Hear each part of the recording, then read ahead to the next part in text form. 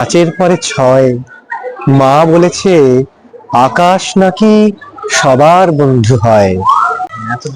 চলো না দীঘার সৈকত ছেড়ে, মিলে কি আর পারবো তোমার চরণ ছোঁতে।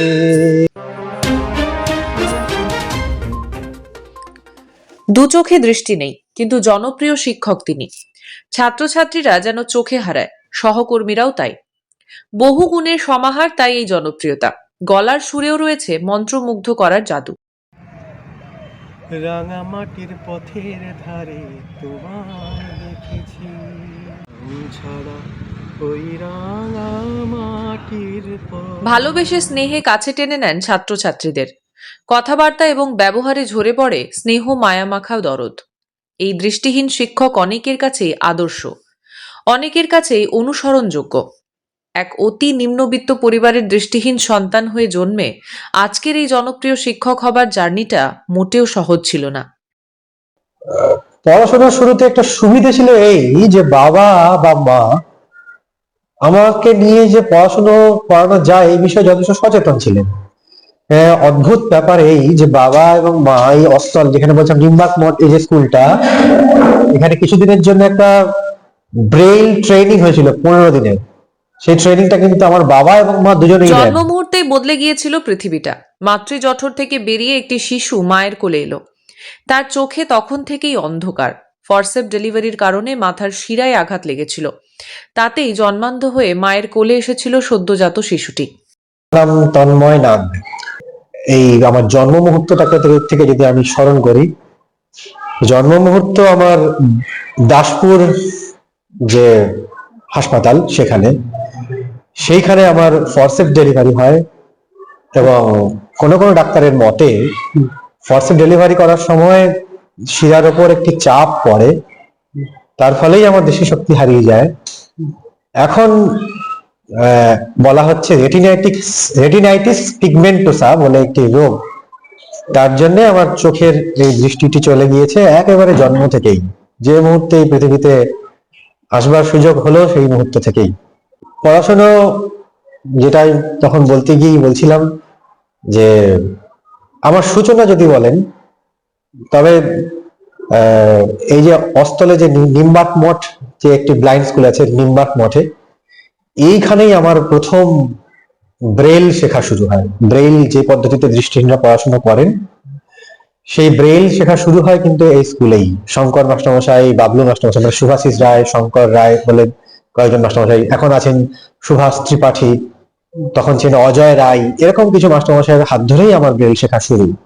কিন্তু তখন তো এই স্কুলটায় নিয়মিত পড়াশোনা হতো না। ওই পদ্ধতিটা শেখানো হতো ঠিকই, পড়াশোনা যেহেতু হতো না, তাই আমাকে পড়াশোনাটা করতে হয়েছিল চাঁদপুর প্রাথমিক বিদ্যালয়ে সাধারণ ছেলে মেয়েদের সঙ্গে। কিন্তু ব্রেইলে যেহেতু ওই সিলেবাসের বইটা ছিল, তাই আমার পড়াশোনা করতে অসুবিধা হয়নি। পরীক্ষা আমি ব্রেইলেই দিতাম। আমি কি লিখলাম সেটা ওই স্কুলের মাস্টার মশাইদের পড়ে শোনাতেন আমার যিনি ব্রেইল ইনস্ট্রাক্টর ছিলেন তিনি। তার উপর ভিত্তি করে আমি পরীক্ষা দিতাম। এইভাবেই আমার কয়েকটা বছর চলেছিল। তারপরে আমার কাছে এই নতুন দুয়ার উদ্ঘাটিত হয়। হঠাৎ আমি চলে যাই blind boys academy, Narendrapur Ramakrishna mission, কলকাতাতে। এখন সেটা অবশ্য দক্ষিণ চব্বিশ পরগনা ছিল, এখন গ্রেটার কলকাতা।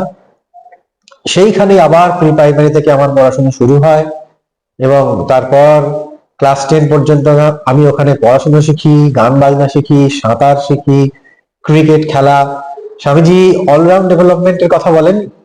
আসলে রামকৃষ্ণ মিশন গুলি ওই চেষ্টাটাই করেন, সেটা দৃষ্টিহীন বা দৃষ্টিমান যাই হোক না কেন, সমস্ত ধরনের ছাত্রছাত্রী নির্বিশেষে অলরাউন্ড ডেভেলপমেন্টের একটা প্রয়াস ওনারা করেন। সেখানে book binding, industrial arts, concept formation, clay modelling, আবৃত্তি, লেখা, সমস্ত ওইখানে চর্চা হতো।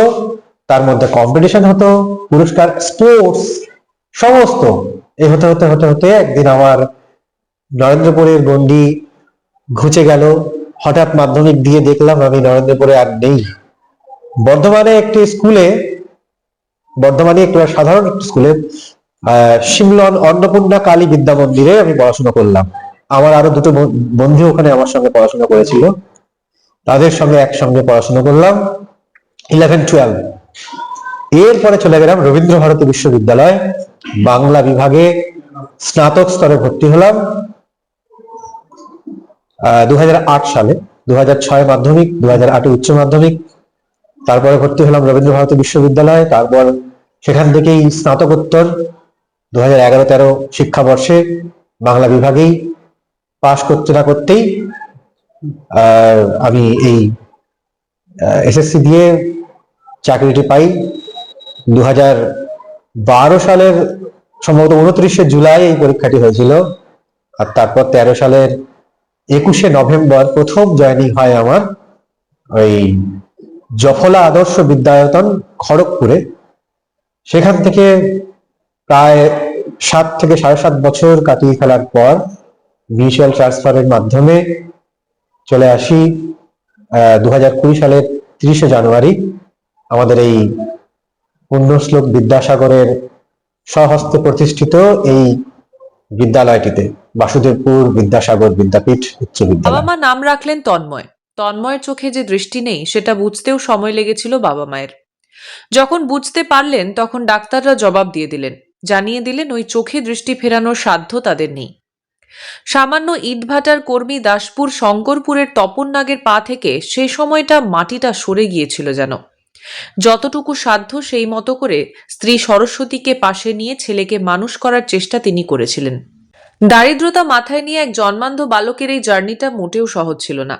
শুধু পড়াশোনা নয়, সময়ের সাথে সাথে সাঁতার, খেলা, গান সবেতেই নিজেকে পারদর্শী করে তুলেছিলেন দাসপুরের শঙ্করপুরের তন্ময় নাগ। বিবেকানন্দের আদর্শ পাথেয় করে বড় হয়েছেন তন্ময়। আজ এক জনপ্রিয় শিক্ষক তিনি। আজও তার কাছে আদর্শ রয়ে গেছেন বিবেকানন্দই। চাকরি পেয়েছেন 2013 সালে। বাসুদেবপুর এসেছেন মিউচুয়াল ট্রান্সফার নিয়ে। সে সময় অন্যান্য শিক্ষক বা পরিচালন কমিটির প্রশ্ন ছিল, উনি স্বাভাবিকভাবে স্কুলের দায়িত্ব পালন করতে পারবেন তো? এ প্রশ্নের উত্তর তন্ময় দিয়েছেন তার কর্মদক্ষতায়। আমি সমরেশচন্দ্র মাইতি। প্রথমটা যে ব্লাইন্ড টিচার কিভাবে কি স্কুলে পরিষেবা দেবে, এর সাথে সাথে এটাও ভেবেছিলাম যে একটা স্কুল তো করছে, নিশ্চয়ই সেখানে নিশ্চয়ই কোনো অসুবিধা হয়নি, তো আমাদের নিশ্চয়ই এখানে অসুবিধা হবে না। তো তবু আমাদের এমসিতে যখন মিটিং হয়েছিল ওনাকে নিয়ে অনেকেই নেগেটিভ অ্যাপ্রোচ করেছিল যাতে মিউচুয়াল ট্রান্সফারটা না হয়, কিন্তু উনি আসার পর জয়েন করার পর সম্পূর্ণটাই আমাদের পাল্টে গিয়েছে, ধারণা পুরো পাল্টে গিয়েছে। ছাত্রছাত্রীদের কাছে তন্ময় স্যারের ক্লাসের জন্য থাকে আলাদাই উন্মাদনা। স্টাফ রুমেও প্রাণবন্ত তিনি। দিল খোলা প্রাণবন্তভাবেই মিশে যান সবার সঙ্গে।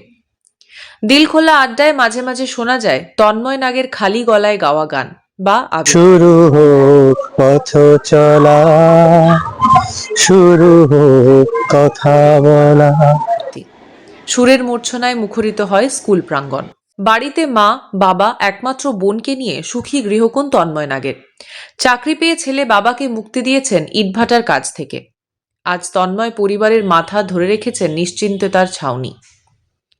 পড়াশোনা শেষের পর বোনকে সুপাত্রস্থ করতে পারলে নিশ্চিন্ত হবেন তিনি। নিজে বিয়ে করবেন না?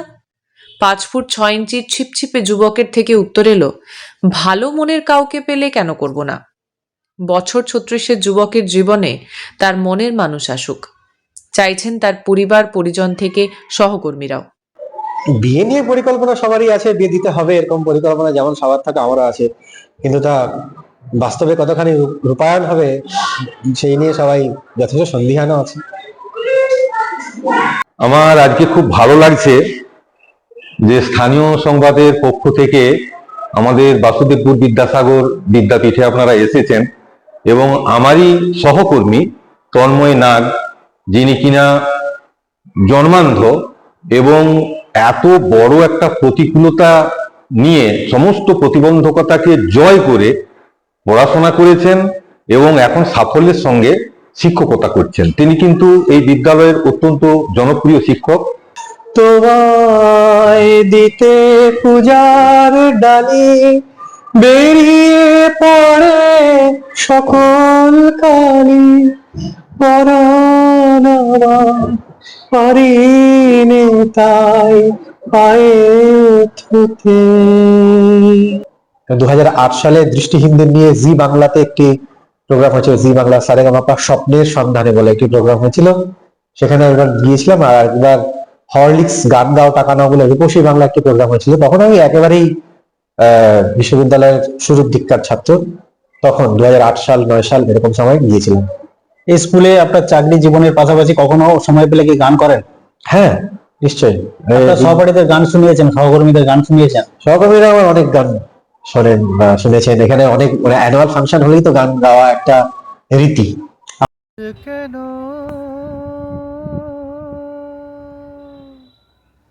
আসে না আমার ঘরে, চাঁদ কেন আসে না আমার ঘরে।